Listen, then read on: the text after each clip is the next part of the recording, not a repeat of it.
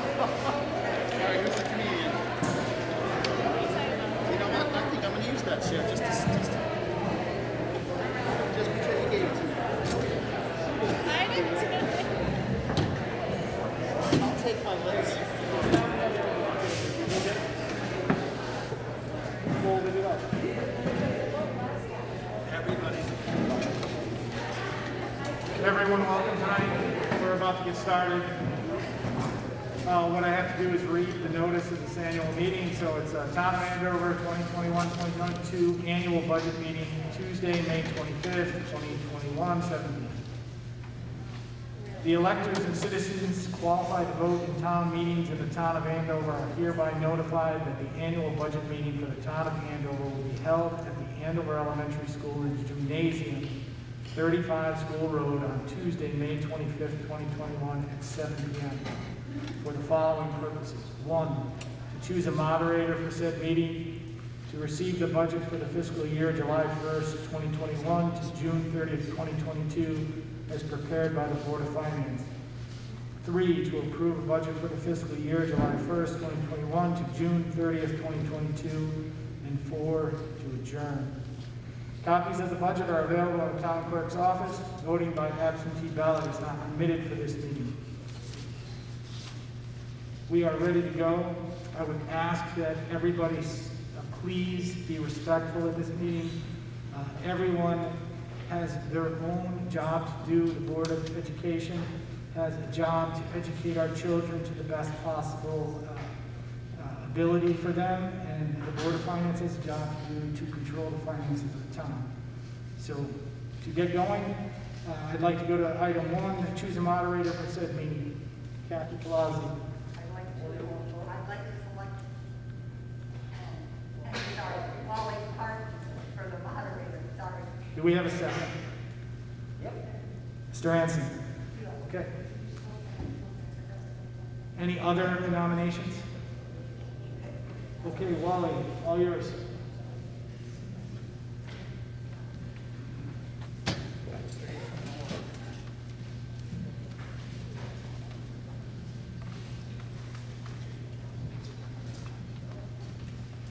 A couple of announcements before we get started. When you came in, you were handed 3 ballots. The first one's labeled, which is the ballot you will use at the end of the meeting to vote whether or not to send this budget to referendum. The other 2 ballots are in case anyone brings up a motion, it's seconded, then it would be voted on these other 2 sheets, on one of them. Again, tonight, at this meeting, you cannot add to the budget. The only action that this group can take is to reduce either the total budget or specific line items. And again, at the end of the meeting, if you approve the budget here, you're not approving the town's budget. You're approving sending it to referendum. All right, at this point, I'll turn it over to Mark. Thank you, Wally. John, can we dim the lights up front to maybe make it a little easier to see? Got it. Thank you, Wally. Okay. I guess first thing I'd like is, can I have a show of hands of anybody who's here who was not at the last budget meeting? Wow. Okay, that's a lot. Okay. Yeah. Let's see. Okay. Well, you missed my story in the last, but you can see it on YouTube, so it's fine. Well, I'd like to welcome you all today. I know a lot of people were frustrated by the fact that we've gone through this already and the budget was voted down, et cetera, but this is all part of the process, so I appreciate you being here and being involved. What I'm going to do tonight is an abbreviated version of what I did last meeting. So I appreciate your patience. If you have questions, I'm not going to go into the same level of detail that I did at the last meeting. The presentation and the video are both up on the town's website. We'd be happy to answer any specific questions you may have, but I'm not going to go to the same level of detail as we did previously. Okay, this is our agenda, or at least the agenda that I'm following, and my presentation tonight. I'm going to talk a little bit about the budget process. I'm not going to go into large detail. Wally already talked about the salient points, I think. What I am going to focus on is what changed. Okay, what's different from the budget we voted on last week. Okay, we'll review the expenditures in a kind of high-level format, and then we'll talk a little bit about how they've changed. And then we'll talk about revenue, which is the other side of the budget. It's not just about what we're spending, it's about what we're bringing in. We'll do a quick summary, and then we'll have our question and answer period. And then once that's all done, we have the opportunity, if anybody should choose, to make a motion to adjust the budget that we're presenting here tonight.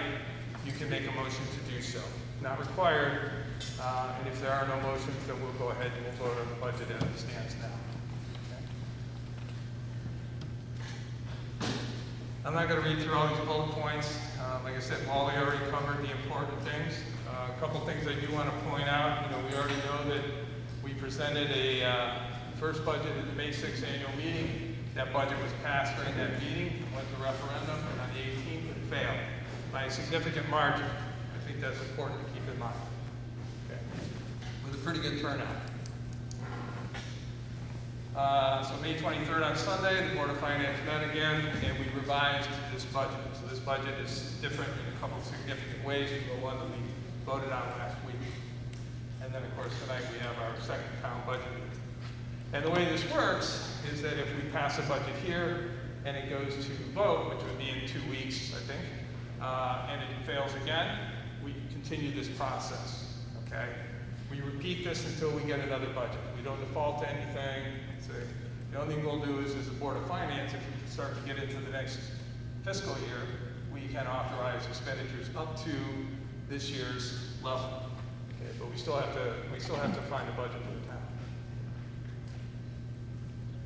I'm not going to read this. Wally already talked about the important point that here we can reduce line items, but we can't increase the overall budget. Okay, so this is the important part. What changed from last meeting and what changed from the budget that you voted on Tuesday last? The Board of Finance approved a revised recommended budget. You had that, or should have gotten it when you came in. It's also on the town website. These are the following changes are the ones we made. We reduced the AES budget from $4,078,008 to $3,940,008. That was a reduction of $138,000 from the budget that was voted on last week. We also reduced the town road capital spending from $300,000 to $275,000, which is a reduction of $25,000. Those were the only two changes that were made in this budget compared to what was voted on last week. Okay, just to hit the highlights of the budget. For some of you, this is going to be review, but for others, it may be new, so I'm going to touch upon the highlights without going into a lot of detail. Okay, the proposed budget is $12,493,038. Note that this is a decrease in our expenditures.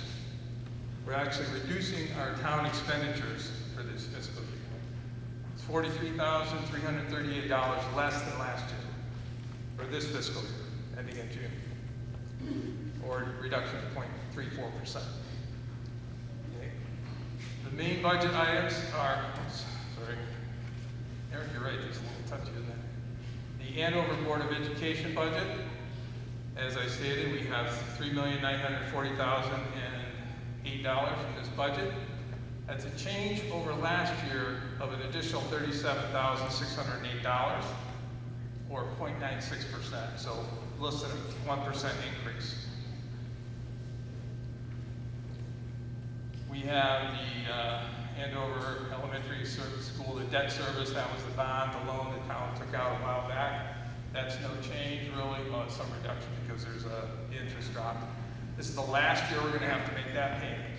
That's important. That's really going to help us out next year when we have a tough year also. And then we have the RAM expenditures. I've italicized this. The important thing to know about the RAM budget is this is a done deal. We cannot change this.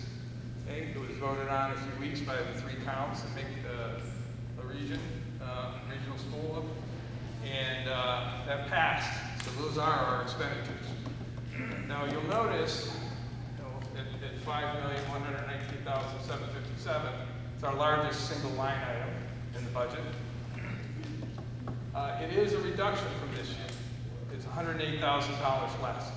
That's primarily what's driving us over the overall budget down, negative. Okay. So it's a minus 2.07 from last year. Okay. It doesn't mean that RAM is spending less per pupil. They're actually spending more.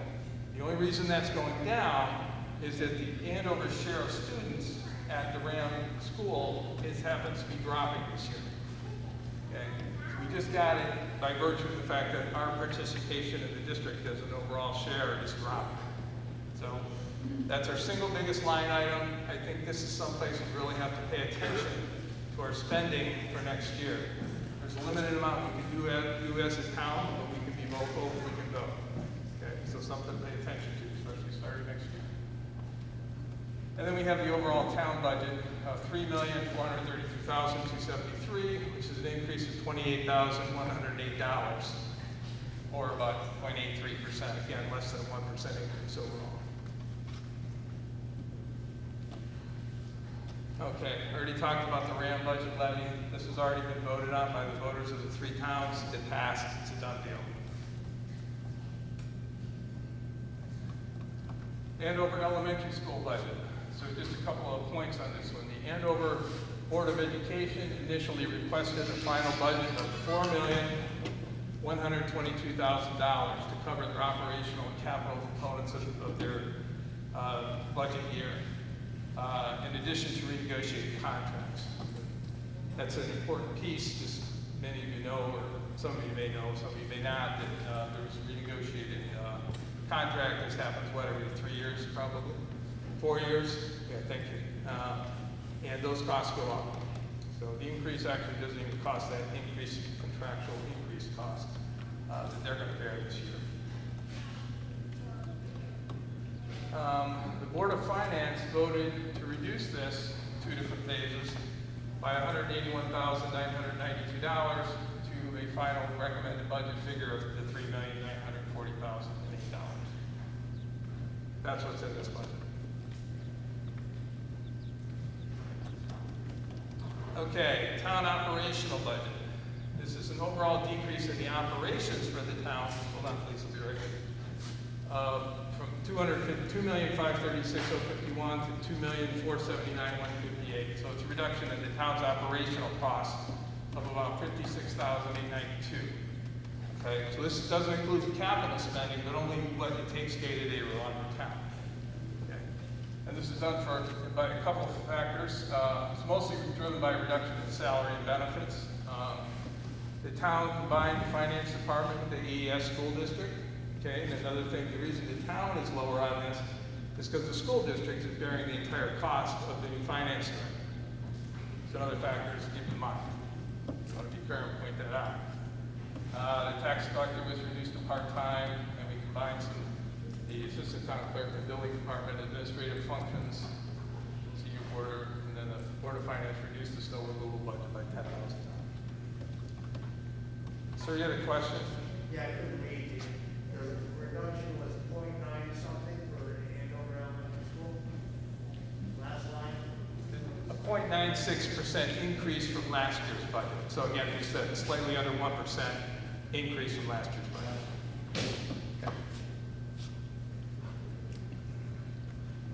Okay, and then there were some factors that actually caused a positive increase in the town's operational budget, even though we're negative overall.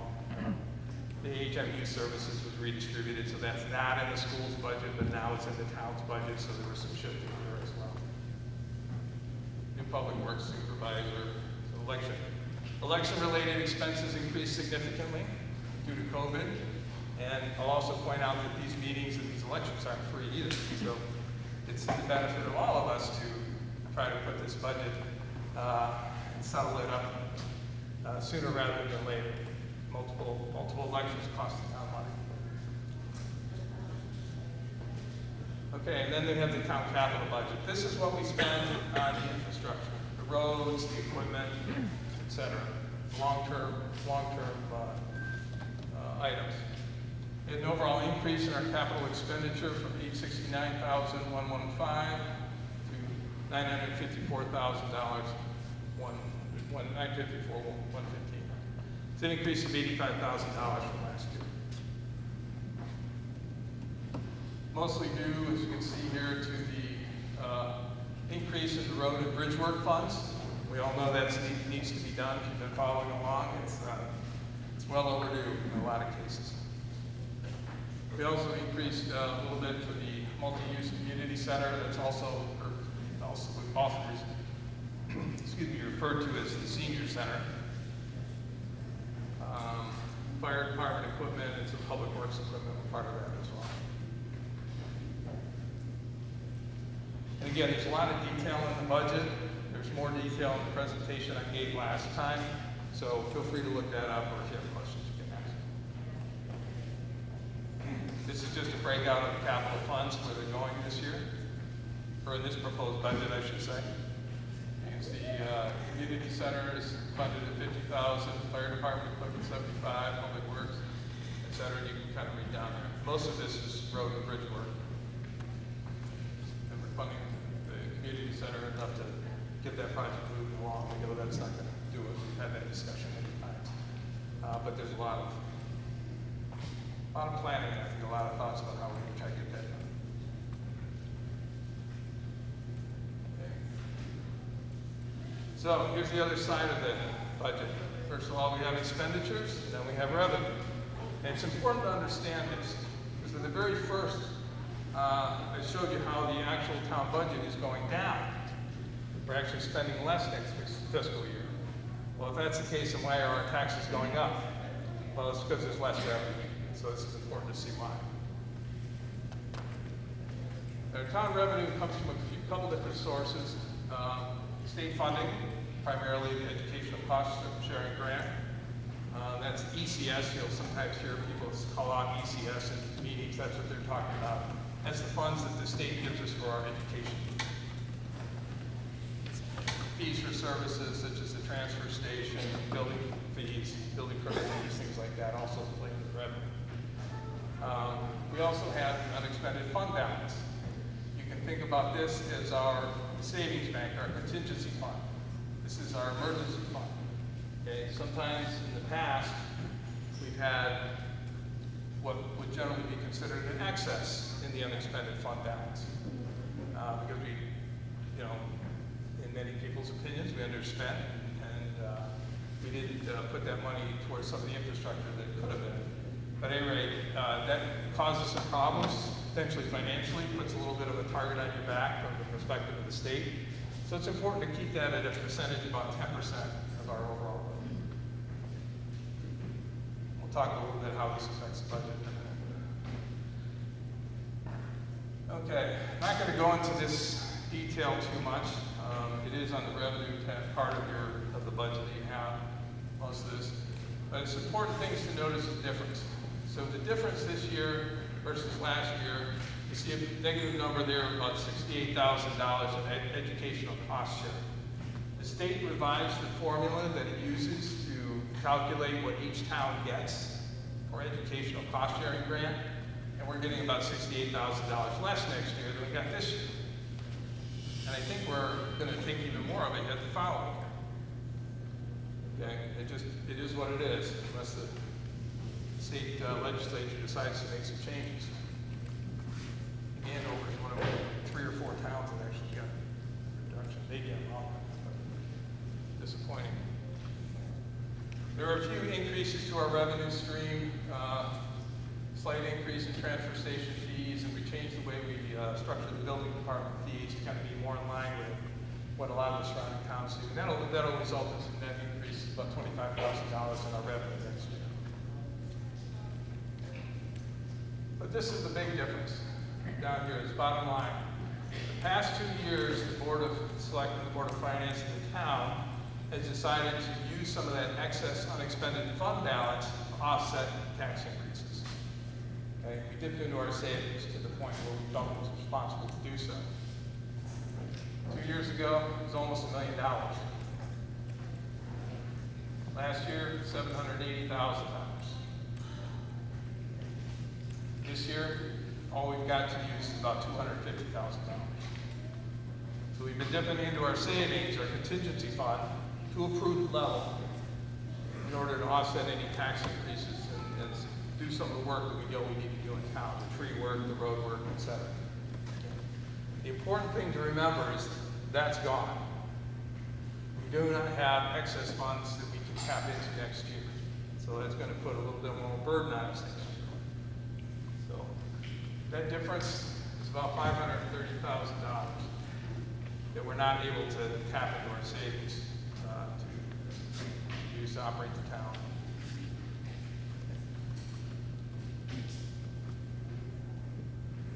Okay, so this is the summary. And it kind of gives you the overall picture for those both the expenditures and then the revenue side we just talked about. Again, Andover Elementary, we're increasing the cost versus last year by $37,608 for about 1% increase. Debt service goes down a little bit, not a big impact. The RAM budget also goes down. That is a big impact. Fortunately, that's worked out for us this year. It may not work out for us so much in the past or in the future, but keep our eyes on that. The town of Andover overall, including the capital expenditure increases, we had about $28,107 net increase, which is a little less than 1% increase in our overall spending in the town. And then the fund balance, of course, we just talked about, we're $530,000 less than we're able to apply this year. So it's about almost a 70% decrease. We're able to use that money to offset last year, not so much this year. Next year it's probably going to be nothing. The total amount by taxation, when you take the expenditures and then you subtract the revenues, the total amount by taxation that we're going to have to raise in this budget is $9,873,033. That's an increase of about $463,000, or about a 4.9% overall increase.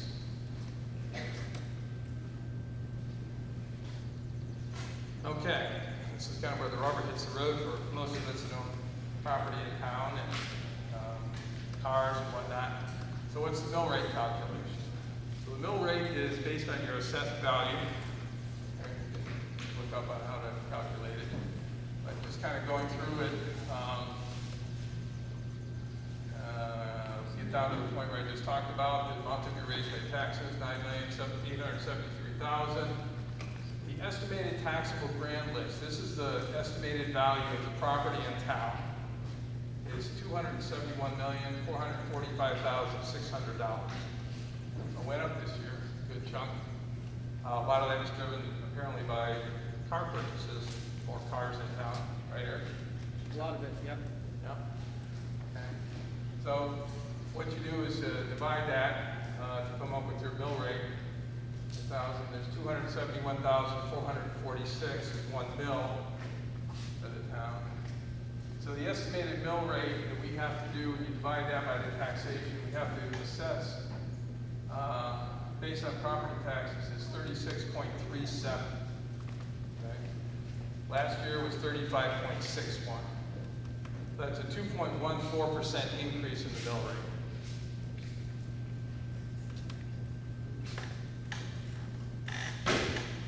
Okay, so this is just a summary. The total taxation is affected by the total budget, offset by revenue and the money allocated from the unexpended fund balance, which we're still able to do this year, fortunately. The recommended town budget is $12,493,038. Calculated mill rate is 36.37. Not sure I updated that. To provide an example for those of you who own homes in Andover, a house with a fair market value of about $200,000, not the assessed value, but the fair market value, would pay about $5,092 in taxes. So this budget represents an increase of about $107 on that example for the current year. That kind of puts that in perspective.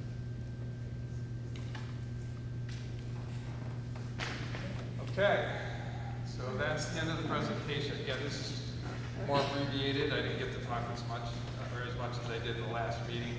But there is the opportunity to ask questions, make comments. I'm going to hand the microphone back to Wally, and he'll continue with the meeting. Before I give up the microphone, though, I just want to recognize David Hewitt, member of the Board of Finance. This is his last part of the term. He's been on the Board of Finance for 2 terms now? One term? So he's going to be leaving us. How about a round of applause, guys? I know it's...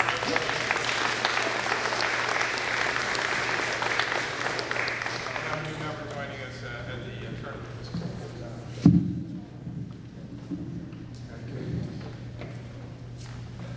If you want to speak, raise your hand. I'll call on you. Please come up to the podium so that you can use the microphone and everyone can hear you. Someone wants to speak.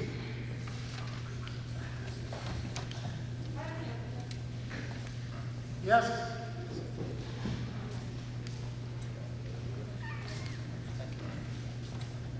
According to this list, and I'm not really clear on it, it says that the town administrator is going to be getting a $36,000 increase. What is that?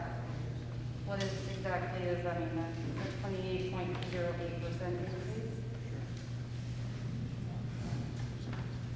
So the that's not my salary increase. The Board of Selectmen made a decision to be more transparent, that they would, instead of lumping all employees into one benefits pool, they would break out and put the cost of health care and insurance and retirement in each budget. So that represents, for the administrator's account, which is myself and my admin assistant, the total cost of benefits for the 2 of us. Okay, thank you. Yep. Anyone else wants to speak? John?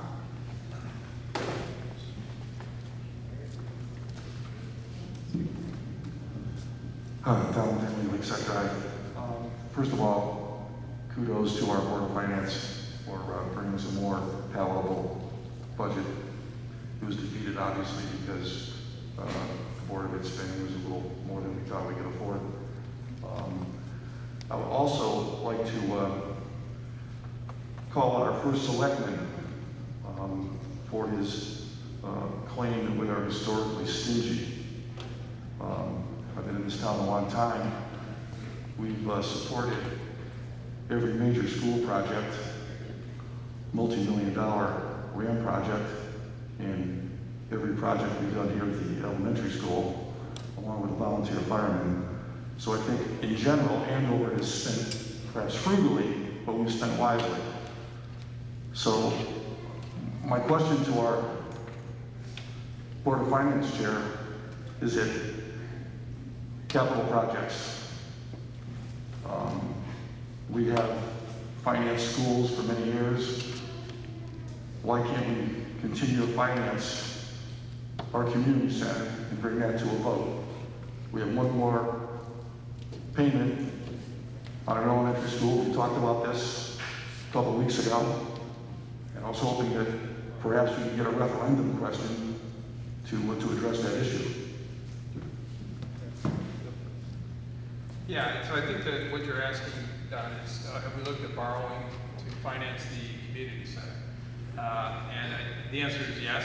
I think we have looked at it. We haven't looked at it closely in the Board of Finance. I know Adrian's been talking to some other, looking at some things. Do you want to address that real quick?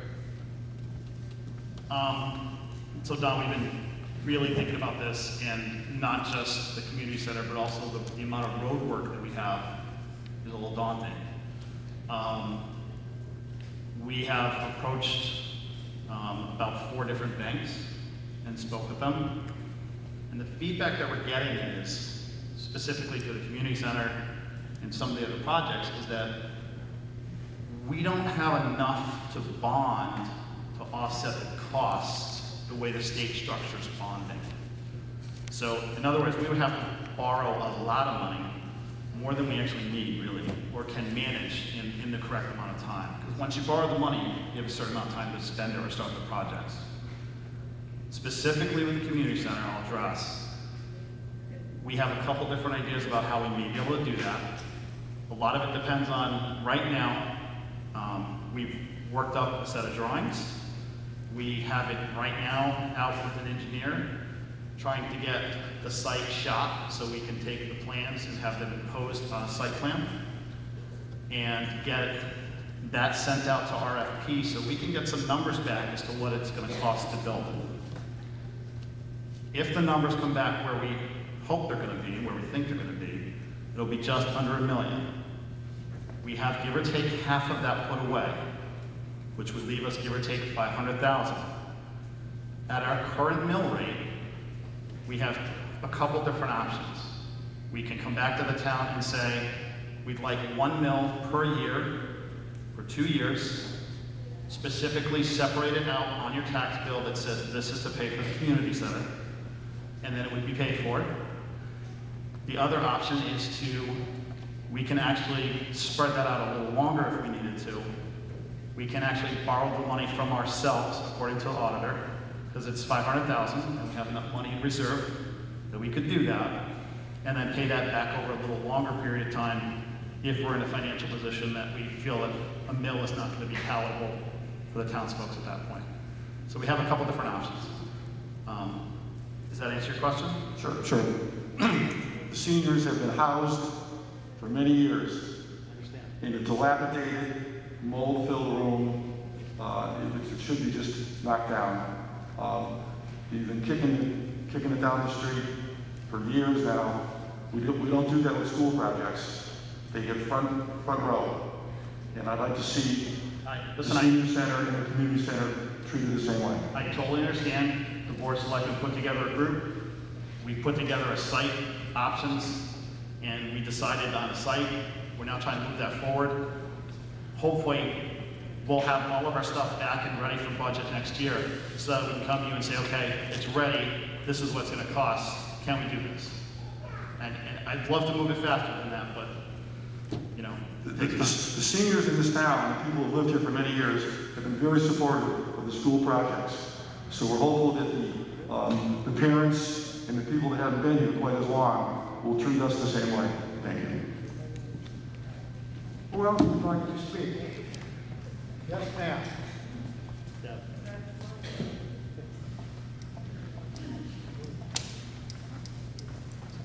Debbie Scanlon, Shotty Mill Road. Nice job with that presentation. It was easy to understand. You went at a good pace for all of us. Really nice job.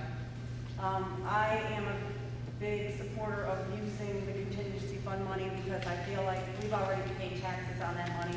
Use it to decrease what is going to be, the expected increase. And I thank you for that also. I would like to see, once an audit is completed, that we know how much from that year's audit actually goes into the contingency fund. I think that would be very interesting for all of us to see how much money is put into that fund every year, because we've already paid taxes on money that isn't being used. I'd be very interested in it. My question is, you mentioned that you decreased the Board of Education budget, and I believe you said it was the Board of Finance that decreased the Board of Education budget by $180,000. Was there any input from the Board of Education on that final number, or was it just a decision by our Board of Finance? No, I'm sorry. Was there any input from the Board of Education on that final number, or was it just the Board of Finance that came up with, we're going to reduce that line item? Okay, so two questions. So I think the first question, and Sherry or Eric or somebody can correct me if I'm wrong, but over the last 3 years, there hasn't been any money put into the contingent or to the unexpended fund balance. In fact, we've been taking it out. So for 3 years, But on audits, once our fiscal audits are done, we haven't had overages. So we haven't had returns to the we've had general overages, fund. but they haven't necessarily. There's still been a net withdrawal from the contingency fund, there hasn't been anything net. I understand, but I would like to see if we are audited and we have money that is returned to the general fund because of that audit. My point is, we've paid taxes on that money. I would like to see how much money goes back into the general fund. So maybe that's something that could come up in future years. So Deb, it is in the town, so if you go and you look at the town, if you look at the town audits, it actually is listed in the town audit. Carol has them, you still have them in the town clerk's office every year when they're done? Okay, so Deb, if you reach out to Carol when they're finished and they're signed off, I think we just kind of got one getting close now, right? Is that correct, Sherry? Yeah. So last year's will be coming up shortly, that'll be released. And now that we have Sherry in place, we're hoping to have these done a little sooner. Unfortunately, we haven't been able to directly use them for budgets because we've had so much turnover in the finance department. So we're trying to address that so we get them sooner. But the 250 that we used this year, some of that was prospective rollover from last year that we know we had a little bit left over. But like this year, with working with Sherry and Eric being on top of it, we really have been so tight on the town side. We're really not expecting anything. We had to pay out a lot of money because we had a couple of people that retired, and that depleted some funds, and so there was a lot of shifting this year. But so this year probably nothing. But last year there was some, and that's what ended up going into the 250 this year. Well, I just, again, want to say that I thank you for using that money because we have already paid taxes on it, and you did mention that it doesn't look good to have more than 10% in reserve. Absolutely. Yeah, and just see Carol when that comes out, she'll have a copy. Thank you. So can you just answer the And other regarding the second question, yeah, the Board of Finance, we held a lot of meetings. So a lot of fair number to say, yeah. And, obviously during those meetings, I think Valerie attended every single one. Members of the Board of Education attended every single one. And there was discussion that went back and forth about, why they felt that they needed to fund it at the level that they have requested. And, I think we had a pretty good understanding of what they were trying to accomplish.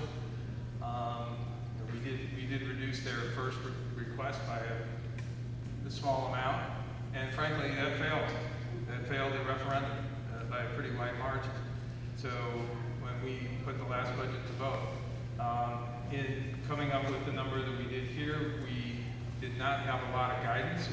We knew that we had some, I think it's fair to say we knew we had some ground to make up in terms of that budget in order to get the residents to support it. And so we had a motion and it passed as the Board of Finance. There wasn't a lot of data behind what the impact was there. We tried to find a number that we thought was a compromise between what we need for the school district and what the town was wanting to pay. So it was just the Board of Finance that made the decision on the reduction? Yeah, by definition, it's the Board of Finance. And I think you're right. I think we did fail because of the Board of Education budget, but I also was wondering why there wasn't that question why there wasn't budget questions. If you were voting yes or no in the past, we've had questions that said Board of Ed too high, too low, town government too high, too low. There weren't any questions this time. That's a really good question. And in fact, in our last meeting on Sunday, Dave made a motion, and it was a great idea.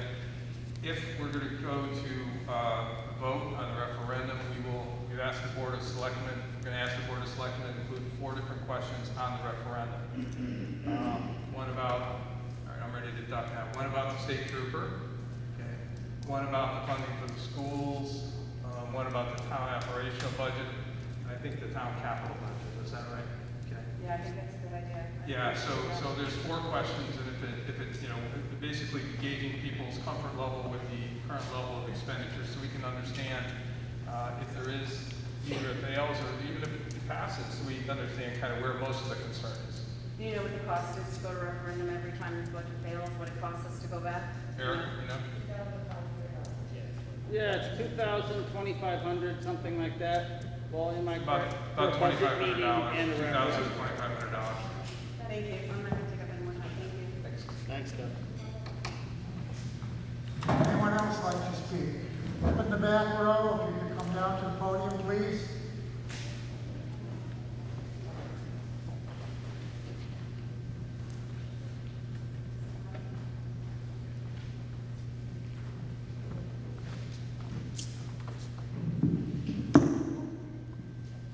Kelly Aller, 53 Park Ridge Road. I have a few things that I wanted to discuss. First, when we talked about the RAM budget already being approved, so the RAM budget went up approximately 2%, and it was approved across the board, really no questions asked. When the discussions were had before that budget, there were discussions about cutting positions, and one specific position was an English teacher at the high school level that they wanted to reduce. And the department head spoke about the need to keep that position, to give the students the support they need, and to keep smaller classes to give them the critical feedback in order to be successful and to set them up for college. The moment that was heard, it was approved across the board, and that position was held. This past year, RAM has also added additional para support. They've added 2 full-time building subs at the middle school alone. They've added another school psychologist mid-year to help with the problems that are going on with students really struggling this past year through COVID. We have an increase of students with 504s and IEPs, and these students are coming from Andover. So I think it's really important to mention that, and that if we're not giving them the support that they need at the elementary level, that we cannot give them the support they need at the middle school and high school as well. So it's our town's job to set our students up for success from kindergarten on.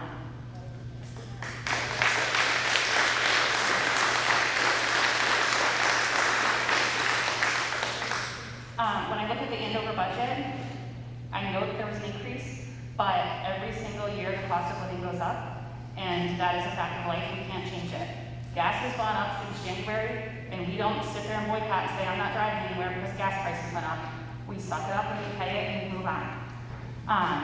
So I really struggle with the fact that we want to sit here and argue over a budget over a 1 or 2% mill increase when really across the board, it's not just our school, it's our community centers, the seniors that have been fighting all these years for what they're looking for as well. It's the town as a whole. We need to work together to support everyone here.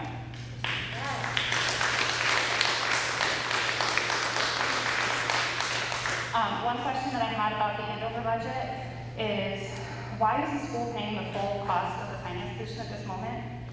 I know that I just saw that in one of the slides, and I'm just questioning that, if I could.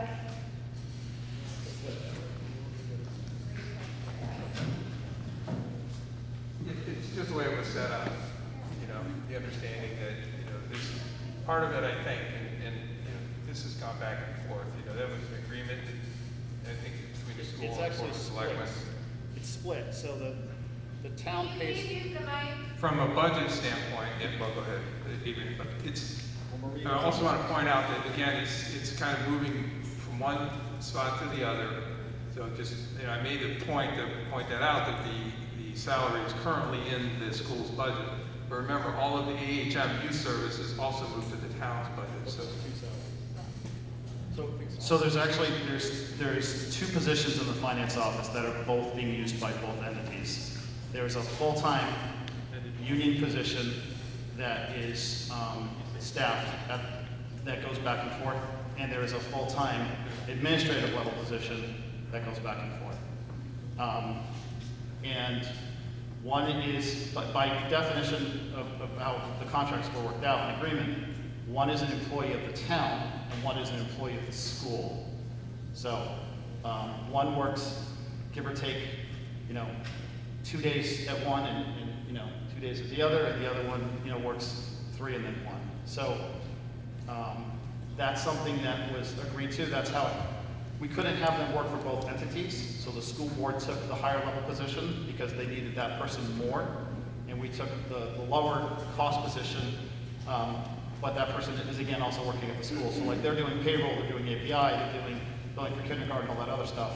Whereas the higher level person is doing budget work and grant work and that type of stuff. And so it's actually split. We actually have, took another look at the contract, and again, it was always agreed that if the person ends up working more for the town than was originally projected, then we'll end up paying more. If they end up working more for the school in either position, then we'll balance that out. So, and we're still sorting that. We're lucky to have, Sherry here tonight. She's actually the administrative position, and Marina is doing the union position. So, it's not, if it's something that we need to address because of the split, then we'll do that. Okay. A couple of other concerns, if I can have a few more moments here. Our school budget that keeps being reduced. I know that people look at the school and say it's half the amount of students, but it's also about half the amount of staff that we have running the school currently.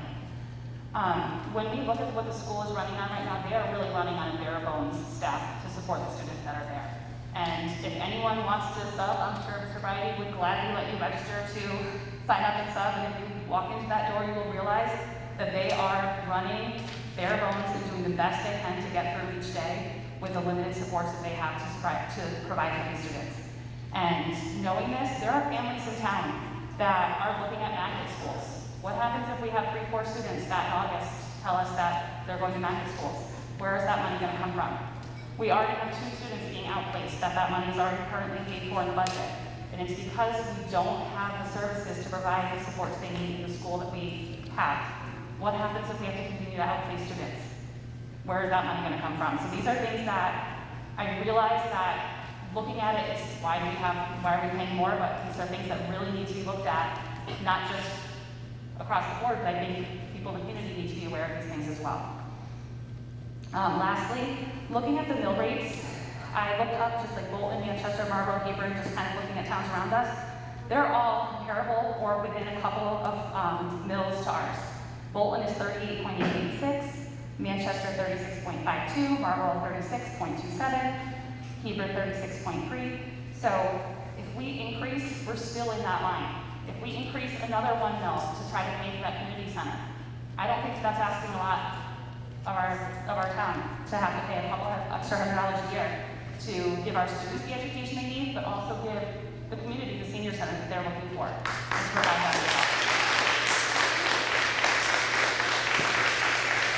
And I think that's all. Anyone else like to speak? Thanks, Don. Over in the back corner.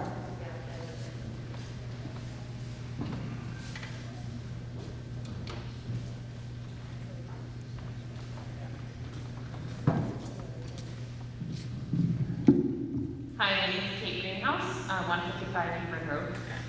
So kind of going off of what Kelly said, I guess we've been here for 6 years and we haven't really seen a tax increase. I don't understand why it has to be such a fight to increase our taxes by a small amount. I personally don't understand why we haven't already built the community center. Like, I would pay another $1,000 a year myself for that to be done.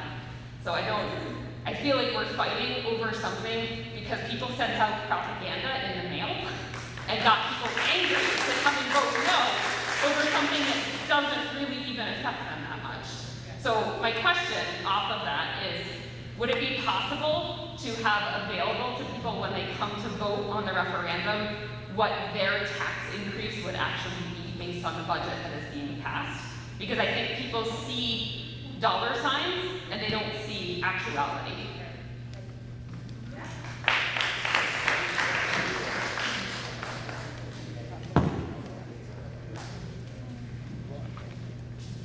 So I don't think we can the town can't provide that information at the referendum. We're happy to put it online. We're happy to allow people outside the 75-foot radius to lobby and to provide information. But once you get in that, I don't feel like providing that information is lobbying one side or another. Like, that's merely making people aware. I mean, we can check with the Secretary of State, but as far as I'm concerned, we can't be passing out information at a vote. Once you get to the referendum, once you're within 75 feet, the only option you have is to register to vote and vote. You can't, we couldn't provide information on political candidates, for instance, and hand out information, bios on people at an event. It's kind of the same thing. I don't think it's the same at all, with all respect. But, so I guess my other question then is, in terms of reducing the school budget, like that $137,000 number, is that for certain things, or did you guys just pick a number out of air and say, Board of Ed, deal with this? Where does that come from? Does that mean my kid gets to be in a class of 25 instead of a class of 15? I don't have an answer for that. Well, No, my kid isn't in a class of 10. well, So, I've got the floor, please, thanks. So it was an estimate of what we thought was a reasonable reduction. and I'm asking, where does that number, like, what does the reasonable reduction refer to?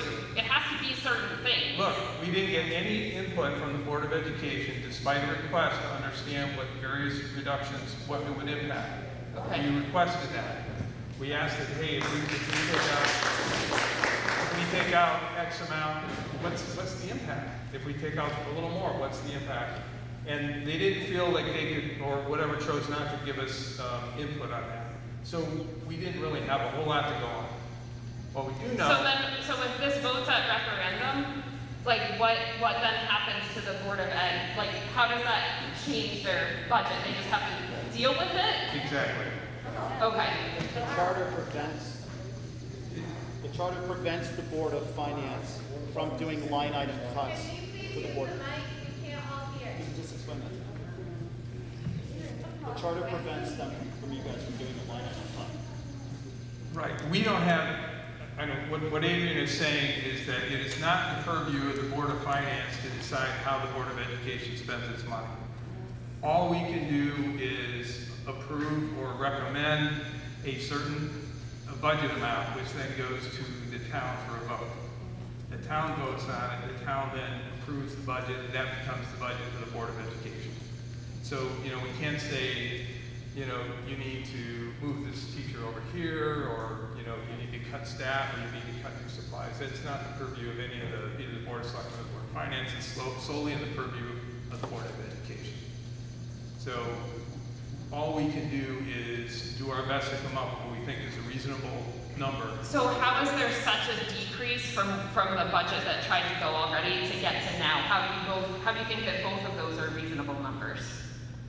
I guess that's kind of what I don't understand. Well, where we started was unacceptable to the voters. And we had an awful lot of people asking for a zero increase budget. Awful lot of people asking for a zero increase budget.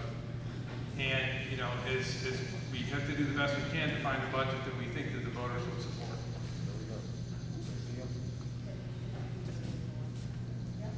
Can I ask, when you come up to ask a question, when someone's giving you an answer, can you please let them give the answer without interrupting them?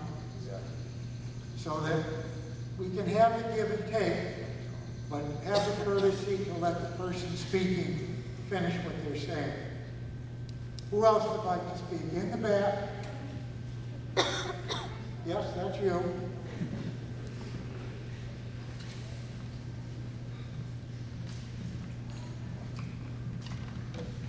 I'm Betty Partridge, and I'm on Lakeside Drive.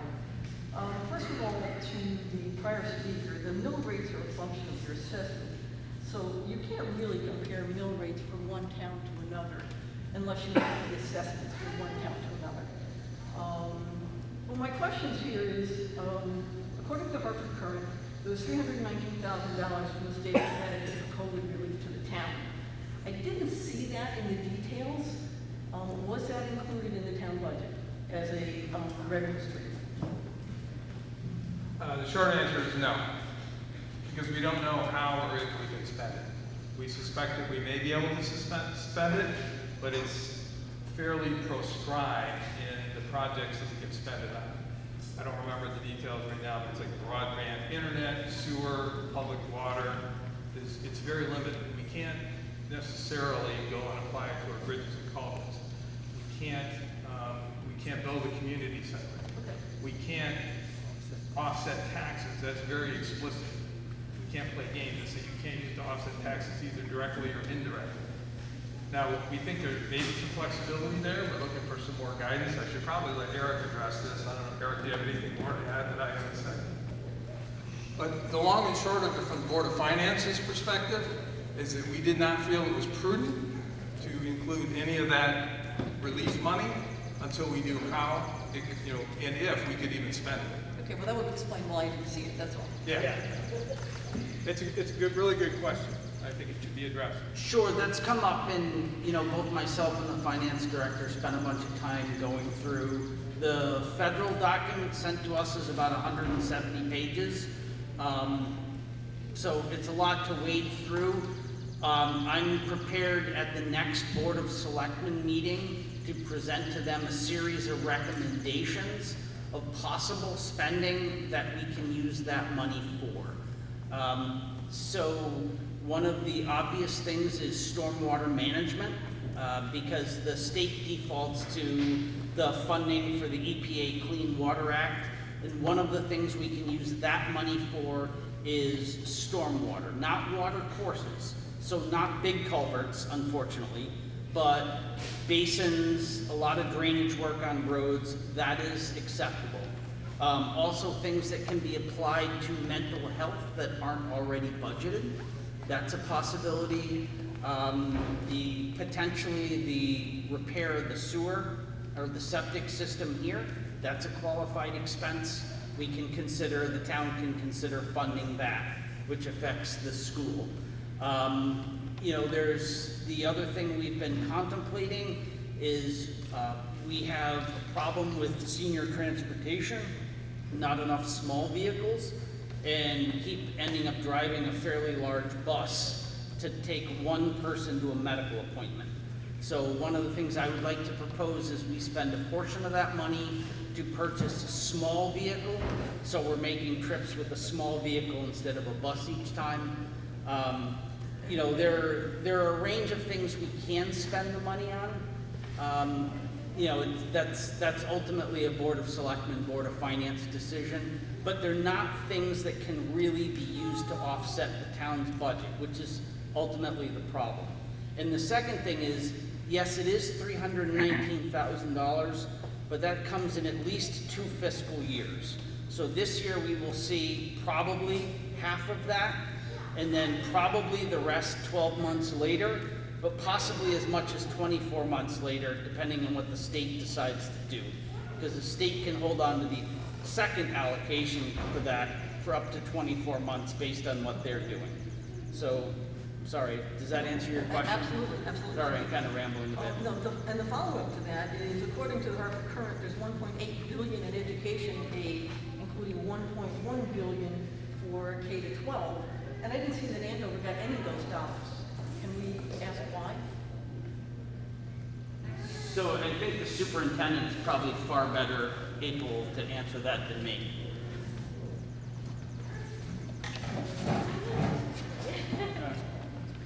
Can I pull this off? Yep. Okay, thank you. I actually had one other thing I wanted to have you get that done. Yes, unfortunately, when they came up with the formula for allocating that very large amount of money, it was based on Title I funding, and the Title I formula is not a town formula, it's not even a state formula, it's a federal formula, and we had lost that money as well.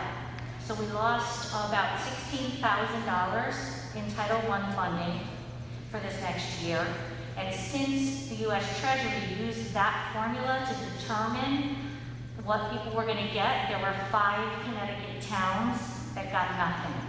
And trust me, I've been fighting, we're still working on that, but it was a formula, and it was a federal formula, so that's why we lost that. Next year, then, we will lose Title IV, because we lost Title I this year, and the following year, we will lose something called REAP, because we lost Title IV. Can you explain to us what Title I means? Yep, Title I is a census-based formula of need in the districts, plain and simple. And so they come up with a formula and they say, this is the need for that district based on this data that was reported. We have nothing to do with that. It's census-based data. It's not even self-reported by us. So we don't control, unfortunately, that formula. So, I don't know, did you have something else? Yeah. Okay, then I'll wait. I wanted to address something else. I was also surprised, as well as the prior speaker, that the board refused to tell anyone if their budget was cut, what they would do with that. And that kind of seemed not like something that you want your town representatives and your superintendent to withhold that information. So that was kind of concerning to me. And then, if you talk to the people in town, everybody's talking about small class sizes, small class sizes. And I think we have to think about, are we really doing our kids any favor by having them in a really small class size? You know, at some point in time, they're gonna have to get into the real world and they're gonna be in classes of 20. And do we do our kids any service by having them in such small classes early on? And maybe we need to put them in more standard sized classes in order to get them used to learning in those kind of environments. So that was all I had to say. So thanks, because that's what I wanted to address, what Mark had said. There are people that say that there was a refusal of the Board of Ed and the superintendent to come up with scenarios. And the best example that I can give you is, it wasn't a refusal. We answered with, we can't, not we won't, we can't. And the best example I can give you is think of our own home budgets. So you go to the grocery store every week, here's your list, here's $200. Every week like clockwork, you make your list, you got $200, you go to the grocery store. This week, I stop you before you enter the grocery store, and I say, you don't have $200, you have $150 now. You look at your list, and I say to you, what are you taking off of it? And you say, well, I don't know. I have to go into the store first. What's on sale? What's buy one, get one free? What do I have a coupon for? And then you say, I don't know what I'm gonna take off, but I know what I can't take off. I can't take off diapers. We all know we can't take off toilet paper, because there might not be any in there. We can't take off baby formula. So we know what we can't take off, but we don't know until we get in the store what we will change. If we take off milk, we're gonna take off the cereal. Because on a school budget, the line items are all connected. On a town budget, if you take away from the salt, it doesn't affect the trees. If you cut from the tree fund, it doesn't affect the salt. But all of ours, we did not refuse to give a scenario. We just couldn't. It's gonna take some figuring. It's like going in the grocery store and figuring out what's in there. How are you gonna do it? Maybe there's a grant, maybe there isn't. We'll figure it out, but we need time to do that. We could not do that on the spot with somebody saying, if I cut you $50,000, where are you coming from? We don't know yet. So it wasn't a refusal. Before we go on, just one comment. Again, at this meeting, motion to reduce items in the budget is kind of where we're here. You have the right to ask questions. A lot of this commentary probably should have taken place at the Board of Finance hearings. You want to voice your opinion, I'm not trying to say you can't, but again, the purpose of this meeting is if you want to reduce or you don't want to reduce, and again, to vote whether or not to send this to referendum. Someone else have a question? Yes.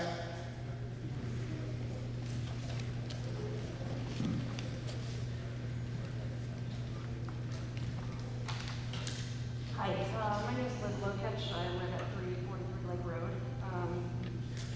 And I'm fairly newer in town. I moved in here in 2015. I'm a mother of three, brought 3 kids that are really great. They went through the RAM school system. No, they did not work in the RAM school system. Can you speak into the mic?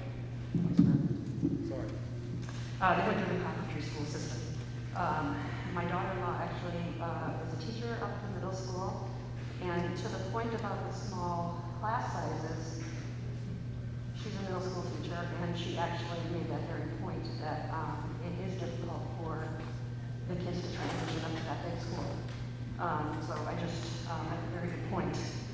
And the other point I'd like to make, and I know this isn't popular, and trust me, I love education, but we're a very small town, and they're very small classrooms. 10 people per classroom. If you were to combine the kindergarten classes, you could lower, and I hate to say this, you could lower one full-time teacher. First grade, second grade as well. Maybe increase the parents. Maybe increase the parents to, assist with the classes. I'm just afraid that if we don't, as a town, get proactive about what's practical, that the state is going to come in at some point and say, yeah, your school's too small, we're going to redistrict you, and we won't be able to have a choice about where we go. And that's all I have to say. Thank you.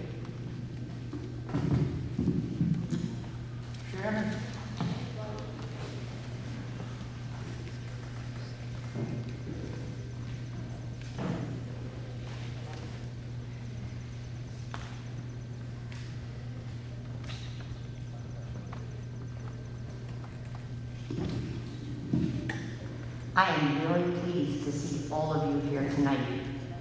This is fantastic. This is democracy in action. And I was prepared to talk about how we had democracy in action, we passed the budget, we sent it to referendum by a vote of 49 to 22. That's how many people voted here on May 6th. I'd imagine we're going to have about triple that amount. That's terrific. So I want you to know some facts. I am asking you to vote no to send tonight's budget to referendum. No one, including me, wants to pay more in taxes. But if your personal expenses decreased in the past year, the Board of Education, after 4 budget workshops, approved a budget increase of $219,000. On Sunday, 2 days ago, the Board of Finance's cut of another $138,000 left tonight's budget increase of $37,000, or 17% of what the Board of Education approved. That's insulting. Our budget was after 4 budget workshops at which most of you were not present. If you had concerns, if you had questions, we've been doing this for 4 months now. And I'm not going to insult you by saying what I said to Kelly Haggerty many years ago, but I will say democracy in action requires your participation. It is very frustrating after 4 months of work to come here and pass a budget and then have it fail and not have any explanation for why it failed. Caitlin, where's Caitlin? I'll tell you exactly how Board of Finance, as far as I know, came up with a $138,000 decrease. Because on May 12th, our superintendent told us that she anticipated that at the end of our fiscal year, on June 30th, the Board of Education would have a surplus in this year's budget of guess what amount? Exactly $138,000. Now, that $138,000 was not all taxpayer money.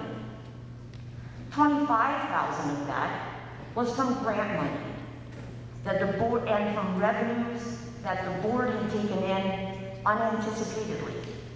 Okay? $113,000 of that was money that the school had saved because we've got a fantastic superintendent who knows how to apply for grants and save money.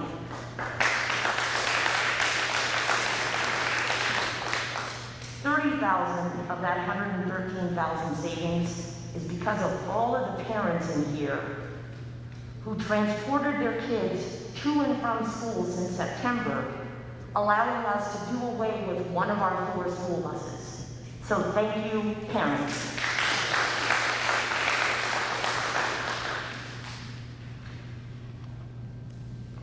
And while tonight's budget has been explained to you as cutting $25,000 from the town's side, that really is not accurate. What in fact it is the town cutting $25,000 to reimburse the school for 50% of what the town owes to the school. So the Board of Finance was very savvy. They said, wait a minute, if we're going to cut the school budget by $138,000, we better have something to show on the town side for cutting the town side, because we don't want this budget to fail. I'm asking you to send a signal to the Board of Finance that they went too far. A $37,000 increase does not even allow the school to meet our contractual obligations to our teachers and non-certified employees. Because as was explained somewhat, in the last 9 months, your Board of Education has negotiated 2 union contracts that will last the next 4 years. And as anybody who's done a contract knows, when you do a contract, what happens? You either have to give a cost of living adjustment and or a salary increase. That's what we did. 75% of the school's budget goes to pay for our staff. Those are fixed costs. Finally, as far as class sizes, I have reviewed the enrollment reports in Andover Elementary School since 2008. 2008. Everybody has heard so much misinformation. Oh, when my kid went to school here, there were classes of 22, 25. There were. There still are. There still will be next year. However, the average class size in Andover Elementary School since 2008 has been anywhere from 14 to 16. That's it. So please don't get up here and talk about class sizes and when my kid went there. No. If your kid's going to school, I have the enrollment reports right here. Tell me when your kid went to school. I'll tell you exactly what the class size was in that year.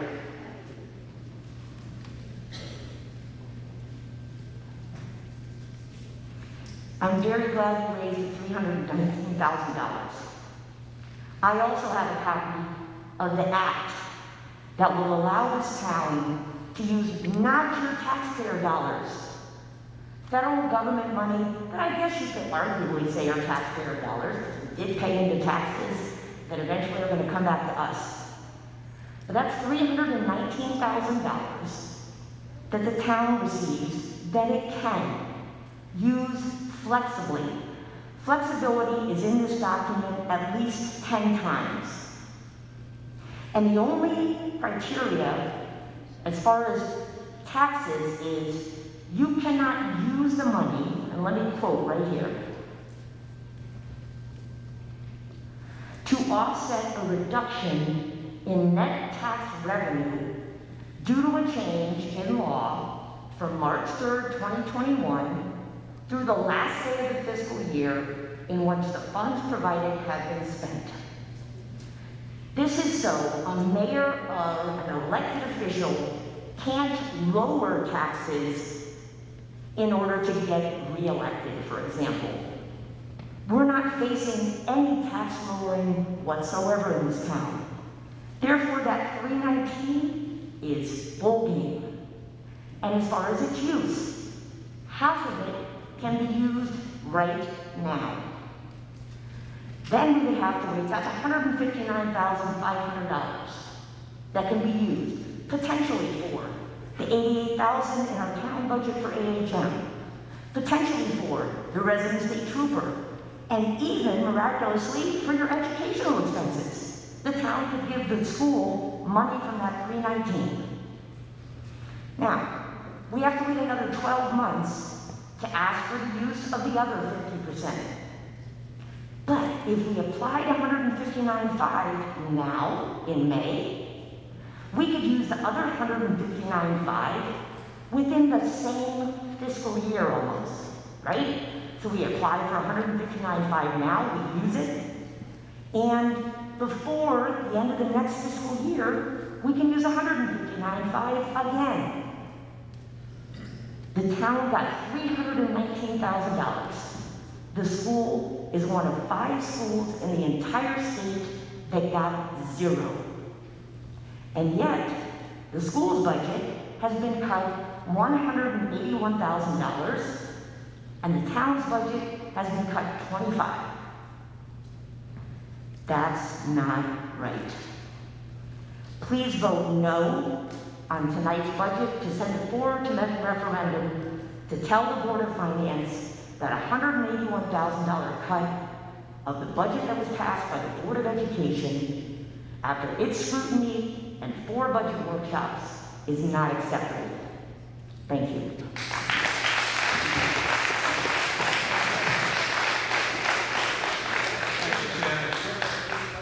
The only comment I want to make is that I would suggest that anybody, if you're interested in how the budget numbers were come to, how we arrive at these, they review online the former Board of Finance meetings. I think that's really where you see how this happens. You know, I'm not gonna talk about intentions or anything like that, but I think that that's illustrative. If anybody wants to see the documentation and the guidance of the U.S. Treasury, you know, we can provide that. It's online at the U.S. Treasury office, but that's all I want to say. I know people want to make a statement and have their comments heard, but again, the purpose of tonight's meeting, you have the right to reduce the budget by motion, and at the end of discussion, vote whether or not to send it to referendum. I understand she doesn't. Comments, yes, sir. Right there. Yes.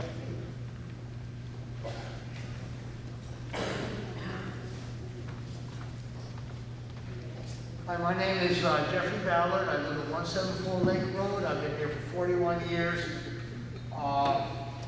My fair market value, I'm not sure on my house, but it looks a lot higher in probably around 200, but I'm seeing a $1,000 increase in my tax, so over 107. I disagree with the transparency of the Andover Education Elementary School. I've always supported the fire department, the roads, bridges, and I realize it's time to pay the piper. I would like to propose a decrease of 5% in the Andover Elementary School budget. Thank you. Is that in the form of a motion, sir? Is that in the form of a motion? Excuse me? Is that in the form of a motion? Yes, I'll make the motion. Is there a second to this motion? Yes. Seconded by Don Denton. Now we're open for discussion on this motion. Yes, sir.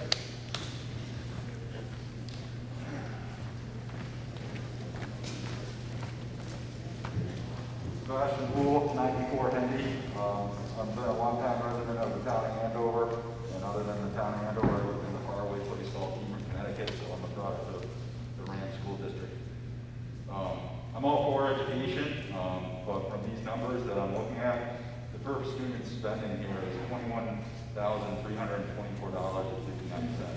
The surrounding towns are in the $18,000, $17,000. I think there's been very little discussion about benchmarking the surrounding towns and the question of how they can do less or do the same amount with less money. So that's the crux of my question, and I support the motion to reduce the budget by 5%.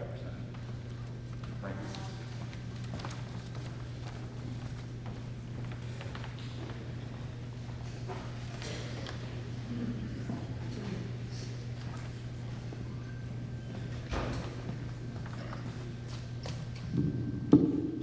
Hello, Joanne Hebert, Bear Swamp Road.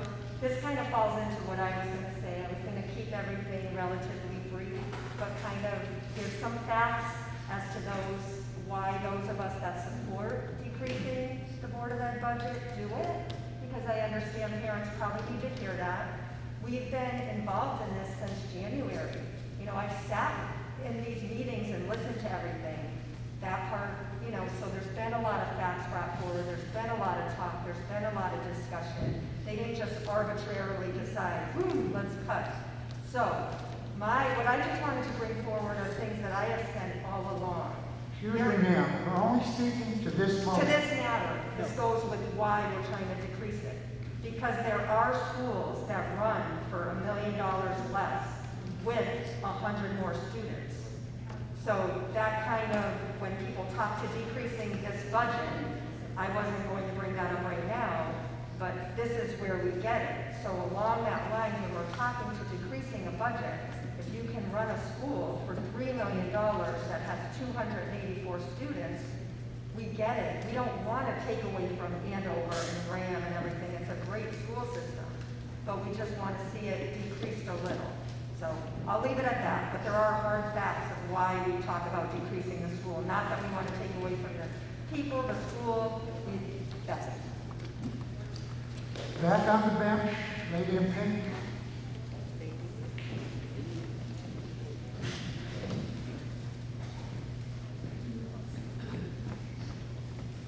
My name is Lori Blake, and I live at 8 Chateau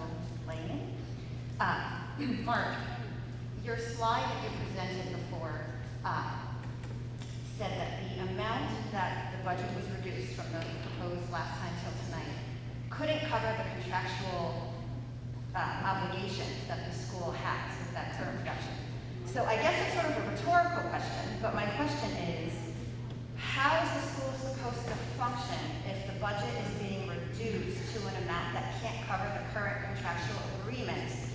And now there is a motion on the floor to reduce it further. It seems obscene and completely unrealistic to expect that to humanly be possible. Running a school is expensive. There are a lot of costs people who are not in education do not understand or ever see, but it doesn't mean that they aren't valid and necessary if we are to have a school. Now, if the question is to have a school or not to have a school, well, that's a different discussion, which will probably result in costing the town a lot more, because when you look at the per pupil costs in order to contract with out of schools, it will cost more than what we have now. So I would like to say, do not vote yes to support that. I understand I don't know where he is, whoever made the motion for the 5% increase, but I would like to say, please, use your logical senses. If we cannot operate the school with the current proposed budget, how could we possibly operate it with 5% less? You know, if I were to determine tonight, if I were to go home and say to my husband, you know, I want to reduce my house budget. I want to reduce our budget in the house by 5%, by 7%. And we can't meet our contractual obligations for our mortgage. Guess what happens? I don't get to live there any longer. It is obscene to think about that. We are talking about an elephant in the room of taxes, which nobody wants to go up, but taxes and money continually rise in order to operate, especially in the state of Connecticut. To think otherwise is unfortunate, and I would encourage you to vote no for that motion, and I encourage you to vote no on this proposed budget, because I want you to vote for the town of Andover, which means our community center, 50 years in the making. I didn't vote no for the last 50 years. I've only been here for 11. It means yes for our fire department, our towns and bridges, which are in desperate repair, and it means our schools. We have to come together and vote, and we have to start to be realistic in what that means to have a successful town, or we don't have business being a successful, an independent town in this state. Please vote no.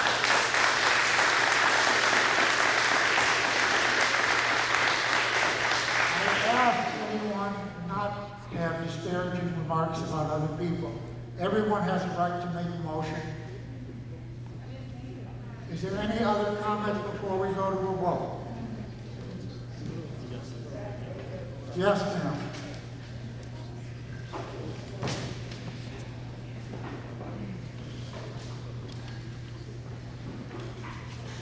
Kristen, 149 Boston Hill Road. In previous town budget meetings, we have had a budget in front of us. We have gone line by line about department by department, about cutting or not cutting. We have made motions about what to do. This year's town budget is mostly about the education budget, which is a black box. People talk about contracts, union agreements, taking care of our students, and class sizes. But nowhere have we actually seen the education budget. Is it possible to go through the education budget? And if not, is there some way in the future, because the education budget has come up year after year after year, and is always a problem, is there a way to get the information out about what that education budget is, line by line? And if there are contractual agreements that we may not have done well, that will run out in 3 years, we can make a note. 3 years from now, we're going to save money by doing X, Y, or Z. That'd be my question. This budget by the Finance Board only can deal with the total Andover Elementary School budget. There were copies in the other room earlier of a breakdown of the school board's budget itself. The public can't go into that and change items. That is the purview of the Board of Education. All we have is the bottom line figure of the Andover Elementary School in the town's budget that can be addressed by the taxpayers. Second question to what you're saying, which is not quite on this vote. For future years, is there a way for the public to weigh in on that budget? The Board of Ed has open meetings. When they discuss their budget, just like every other board and commission, the meetings are posted. People can attend these meetings and make comments. Thank you. All the way in the back.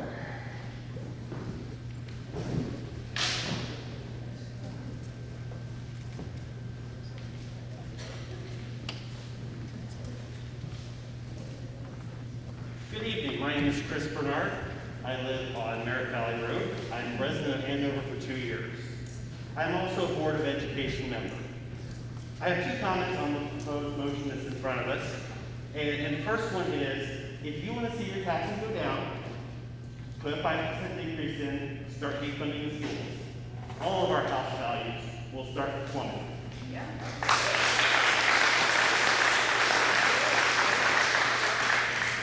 I moved to Andover because I thought we were a solid community. I grew up in a very small town, and we all watched each other's backs. That includes us covering the seniors covering us, and everybody working together. It's a tough budget, it's a tough sell, I understand. But I think a 5% cut is going to impact the schools significantly more than anybody understands. The other piece of it is, for our budget, Board of Education, I would love to see every single one of the people in this room at our meetings providing input to our budget. Because you know what? That's what we want to hear. We want your input. We want you telling us what you like, what you don't like, and what you want us to do. And we also always have openings on Board of Ed. Anybody who wants to join, feel free to apply. I do not have schools in the board, or children in the Board of Education or in school, but I'm a board member. I also happen to hold a doctoral degree in education, as does our superintendent. We know what's right for the kids. We're doing our best. We apologize if that causes some people pain, but we are trying to do what's best for our future. Thank you.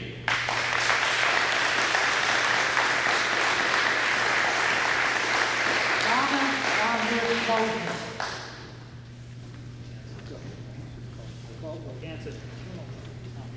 You're up.